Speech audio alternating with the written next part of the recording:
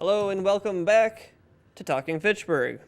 That is the show, of course, that you're watching right now. I have with me today Holly Powell. Hello, how are you doing? Good, yourself? Oh, I'm so good. It's been a good day. Did you see outside, by the way? Oh yeah, it's You beautiful. saw. You looked out there. It's nice. How could we not be having a grand day on a day like today? You know what I'm talking about. Andrew, how you doing? You still doing good back there? I'm good. All right. Hanging in there. Holler if you need anything. I'm good. All right. Okay. So, Holly, thank you for joining us on here today.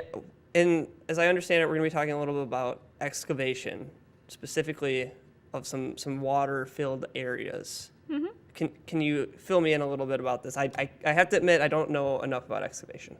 Yeah, so we've got the Lacey Heights Pond project that we just finished up here in June. Lacey Heights is over Jasmine Drive and Persimmon Drive, so near the schools left Lacey, the elementary and middle school. So that used to be a dry pond, and then it was converted into a bioinfiltration facility and wet pond, kind of a combo. So what is a bioinfiltration facility exactly? So what happens is the water is piped in off of the streets, and it goes into the wet pond first, and the wet pond is used to help drop the sediment out of the water to kind of help with water quality. Okay. And then it eventually flows into the bioinfiltration facility. So this is sort of the Lacey Heights area. This is the after, I assume, right? Yep, so this shows the actual pond where the water's first coming in. So that kind of takes in all the neighborhood water, and that's the first step. And then it eventually is going to flow through into the bioinfiltration facility, which is essentially a bunch of native plants. Okay. That helps with water quality by kind of purifying and cleaning that water before it eventually goes downstream to McKee Farms Park. Sure. Kind of on down, eventually into the Nine Springs Creek. Okay. So you were in Lacey Heights, and then there was a few other areas, right, that we're working on right now? Yeah, we've also got some work over in McKee Farms Park that just finished up here. They started in June and finished around July. So it's kind of here we go. So here's the actual drainage way, Okay. the Schumann Greenway. So McKee Farms Park is one of our biggest parks and most popular parks. Right. So very close to the new splash pad. We've got a pond, and then just west of that, this is a picture of the Greenway itself in winter. So there's kind of a picture of the pond during excavation. What we were doing with the pond was expanding it, so they took the berm out of the south side of that pond to allow greater volume of water.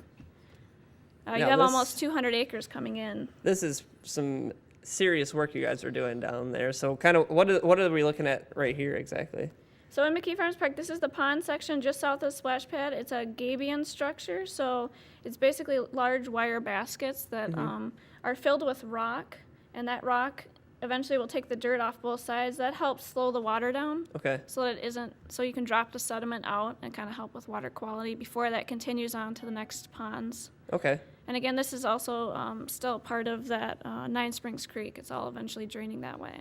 Oh, so it all kind of feeds into that one creek, sort of. Yeah. Yep. Very neat. Yeah, I saw the other day when we were down at the splash pad birthday. I saw some big machinery down there. It looked like they were doing some digging. And then where is this one located? So this is the Schumann Greenway. So this is the greenway that leads into that pond we were talking about. And you can kind of see two different colors. So that darker brown is a really thick mat that helps stabilize so we don't lose soil. Okay. So it's stabilizing the bottom of that channel.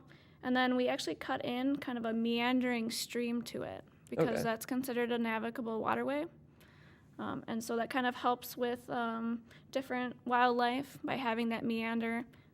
Different frogs and all sorts of fish and things like that. Yeah, wow. So you're really expanding these quite a bit, it seems like. How much do you know kind of how much bigger some of these are compared to, the work, or how much you guys are kind of pulling out? I think they took out 5,700 cubic yards of material just from the pond itself. Wow. And then we actually took that over to a fill site off Fish Hatchery Road and Mickelson Parkway. It's kind of just an area they brought up, so it can be kind of a nice overlook. People could sit there, maybe have a picnic or something in the future.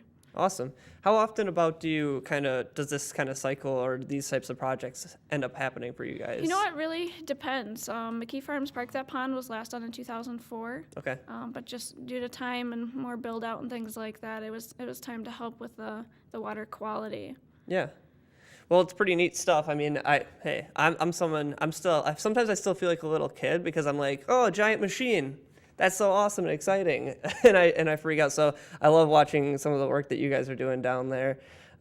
Any other big projects kind of coming down the way that you can think of at the moment? Yeah, and just a few other projects around the city. We've got a tennis court project going on, Wildwood South. That neighborhood had 2 tennis courts.